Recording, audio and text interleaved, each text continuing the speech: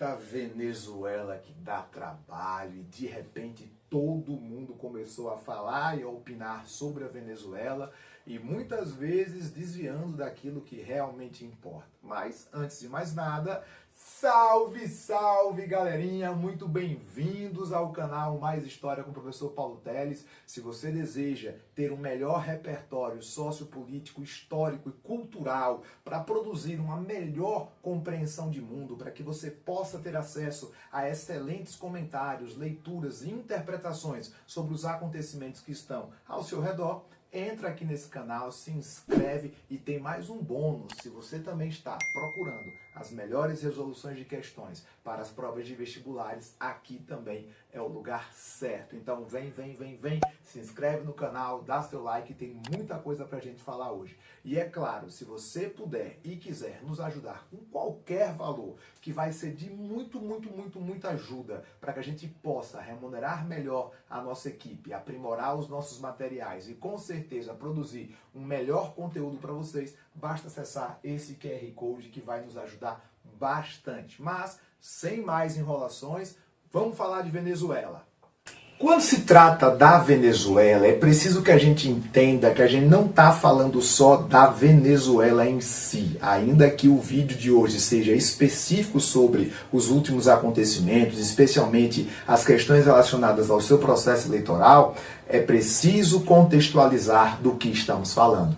E estamos falando de um país sul-americano que passou por processos de independências extremamente conturbados, assim como a maior parte dos países da América do Sul e da América Latina. E esse processo de independência, que foi decorrente de lutas históricas comandadas pelo mais conhecido general Simón Bolívar, líder de um processo de independência, líder de um projeto bolivariano de integração dos países da América do Sul em torno de uma república que refutasse a colonização, uma república que expulsasse os interesses estrangeiros e que defendesse os interesses das pessoas que viviam e que nasciam aqui.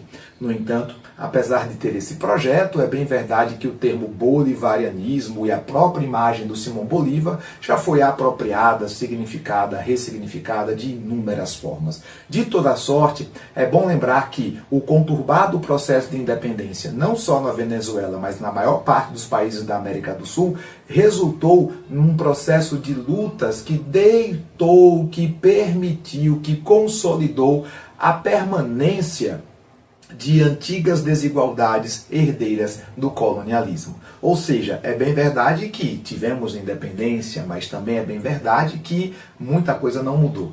O processo de concentração de renda, a profunda desigualdade social, a pobreza, a miséria e o latifúndio são marcas desses países até hoje, elementos que nós chamamos de colonialidade. E o que seria a colonialidade? Os reflexos deixados pelas cicatrizes do colonialismo. Mas esse não é um vídeo sobre o processo de independência da América, até porque o vídeo ia ficar muito longo e não ia dar tempo de vocês entenderem aquilo que vocês de fato querem entender, que é o que está acontecendo na Venezuela.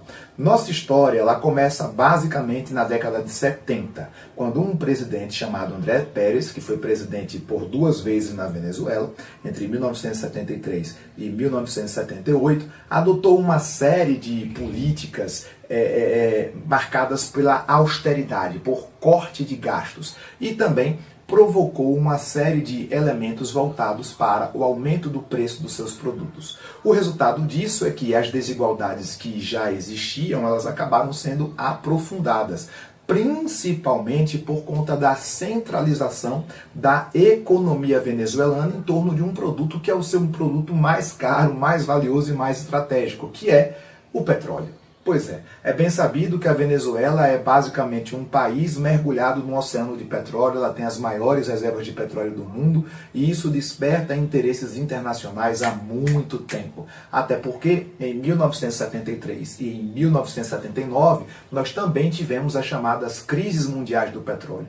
A primeira em 73 por conta da quarta guerra árabe-israelense, chamada Guerra do Yom Kippur, e a segunda crise do petróleo em 79 por conta do desencadeamento de eventos eventos resultantes e provocados pela Revolução Iraniana, que poderão ser alvo de comentários no canal em outras oportunidades. De toda sorte, é bem verdade que quando a gente entende esse contexto, a gente entende que falar de Venezuela é falar da geopolítica do petróleo e, consequentemente, quando se trata dessa geopolítica do petróleo, a gente tem um personagem muito estratégico e muito importante que dita as regras no mundo nas pelo menos últimas 3, 4 décadas, que são os Estados Unidos da América, é claro. E os Estados Unidos da América, já há um bom tempo, ele tem olhado para a Venezuela com um olhar de estratégia, uma posição estratégica, especialmente por conta das suas reservas de petróleo. Acontece que as relações políticas entre Estados Unidos e Venezuela eram muito boas, né? Nos anos 70 e nos anos 80, por exemplo, era muito comum venezuelanos migrarem para Miami para fazer compras, gastar o seu dinheiro proveniente do petróleo, é claro. Essa burguesia venezuelana ostentava uma riqueza fora dos padrões da realidade da América do Sul e da própria Venezuela. Dizem, por exemplo, que o apelido de venezuelanos em Miami é MD2, porque eles sempre compravam mais de um produto para mostrar o seu poder e a sua capacidade de compra diante dessas riquezas advindas do petróleo. No entanto, apesar da burguesia venezuelana ter uma grande capacidade, um grande poder de compra e a sua renda per capita ser altíssima, isso contrastava com a realidade das camadas populares, que, extremamente insatisfeitas com tudo que estava acontecendo, tentaram promover um golpe comandado pelos militares em 1992. E aí é bem verdade que um desses comandantes, um desses líderes do golpe militar, é um cara que vocês conhecem, Hugo Chávez. Hugo Chávez acabou sendo preso em 92, só que em 93 o presidente Andrés Pérez foi afastado por um caso de corrupção. Acredita que ele tenha desviado cerca de 17 milhões de dólares e acaba sendo afastado do cargo. O nosso querido Chávez acaba sendo anistiado, né? E quando eu falo querido, não é o meu querido, é o querido do povo venezuelano. E após a sua anistia, 5 anos depois, Chávez dá início àquilo que ficou conhecido na América do Sul como Onda Rosa. Por quê? Porque ele foi eleito. Em 1998, Chávez foi eleito com uma imensa popularidade e prometendo mudar completamente a estrutura e a matriz econômica da Venezuela, sustentado naquele momento por uma profunda concentração de renda. A ideia do Chávez era uma ideia muito básica, que era usar os recursos do petróleo, usar as riquezas advindas do petróleo e, a partir dessas riquezas, modernizar não só a sociedade venezuelana, como também a sua economia. E, a partir disso, promover uma ampla política de democratização dos acessos aos recursos públicos mais fundamentais, saúde pública, educação, acesso à terra, dentre outras coisas.